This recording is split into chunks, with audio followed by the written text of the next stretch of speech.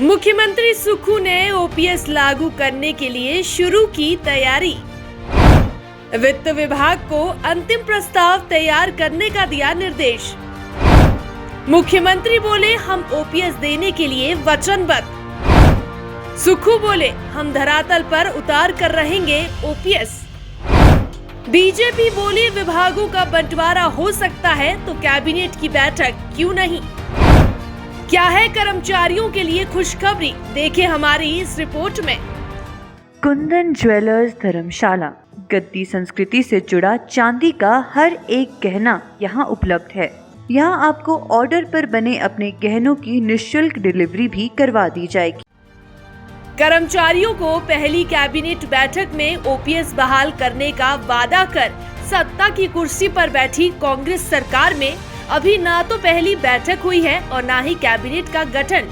हालांकि चुनावों से पहले कांग्रेस ने कहा था कि वो या तो पहली कैबिनेट में ओपीएस बहाल करेंगे या 10 दिनों में। इनमें से जो भी पहले होगा वैसे ही फैसला लिया जाएगा।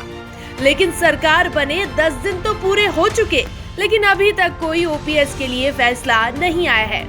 लेकिन अब इंतजार कैबिनेट बनने का और पहले कैबिनेट बैठक का है।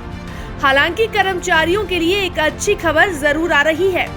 हिमाचल प्रदेश के मुख्यमंत्री सुखविंदर सिंह सुक्खू ने मंगलवार को वित्त विभाग को पुरानी पेंशन योजना को जल्द से जल्द लागू करने के लिए अंतिम प्रस्ताव तैयार करने का निर्देश दिया है। मुख्यमंत्री ने अपने एक बयान में कहा कि कांग्रेस पार्टी ने जो चुनावों में अपनी पहली गारंटी के रूप में ओपीएस देने का वादा किया, उसे देने के लिए हम वचनबद्ध हैं और राज्य सरकार ने निर्णय लिया है कि ओपीएस के संबंध में कर्मचारियों की लंबे समय से लंबित मांग को पहली कैबिनेट बैठक में पूरा किया जाएगा। जैसा कि कांग्रेस ने चुनावों में अपने प्रतिज्ञा पत्र 2022 में वादा किया था। साथ ही उन्होंने कहा कि विभिन्न कर्मचारी संगठनों और समाज के अन्य वर्गों के झुकावों पर विचार किया जा रहा है ताकि व्यवहार और व्यापक रूप से ओपीएस लागू की जा सके। मुख्यमंत्री ने कहा कि हमारा फैसला सिर्फ कागजों में ही नहीं बल्कि धरातल पर उतरेगा। उसके लिए हम अपनी पूरी योजना तैयार कर रहे हैं। हालांकि मुख्यमंत्री सुक्खू दिल्ली जाने के बाद कोरोना पॉजिटिव हो गए हैं, लेकिन दिल्ली में जारी हुए उनके बयान के अनुसार राज्य सरकार विधानसभा चुनाव से पहले कांग्रेस पार्टी द्वारा की गई सभी 10 गारंटियों को पूरा करने के लिए प्रतिबद्ध है और लोगों की उम्मीदों व आकांक्षाओं पर खरा उतरने में कोई कसर नहीं छोड़ेगी। हालांकि भाजपा ने कांग्रेस पर हमला करते हुए कहा कि कांग्रेस ओपीएस बहाल करने को लेकर गंभीर नहीं है और कांग्रेस के विधायक पार्टी के नेता राहुल गांधी की भारत जोड़ो यात्रा में शामिल होने में व्यस्त है। उन्हें प्रदेश की कोई चिंता नहीं है। साथ ही बीजेपी के प्रदेश प्रवक्ता रणधीर शर्मा ने कहा कि कैबिनेट विस्तार तो कांग्रेस का सिर्फ बहाना है और कांग्रेस अपने वादों से मुकर रही है। पहले उन्होंने कहा था कि 10 दिनों में ओपीएस लागू करेंगे, लेकिन कांग्रेस ने सिर्फ जनता को गुमराह किया।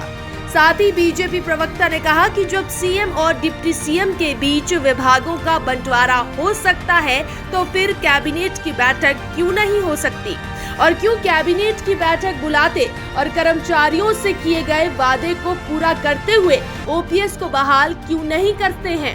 आपकी जानकारी के लिए बता दें कि नई पेंशन योजना एक अंशदायी योजना है जिसमें सरकार और कर्मचारी पेंशन फंड में समान हिस्से का योगदान करते हैं, जबकि पुरानी पेंशन योजना में 20 साल की सेवा वाले कर्मचारियों को अंतिम दिए जाने वाले वेतन का 50% पेंशन के रूप में मिलता था और जो भी कर्मचारी 1 जनवरी 2004 से सरकारी सेवा में शामिल हुए हैं वो एनपीएस अर्थात नई पेंशन योजना के अंतर्गत आते हैं और इससे पहले वाले कर्मचारी ओपीएस के अंतर्गत।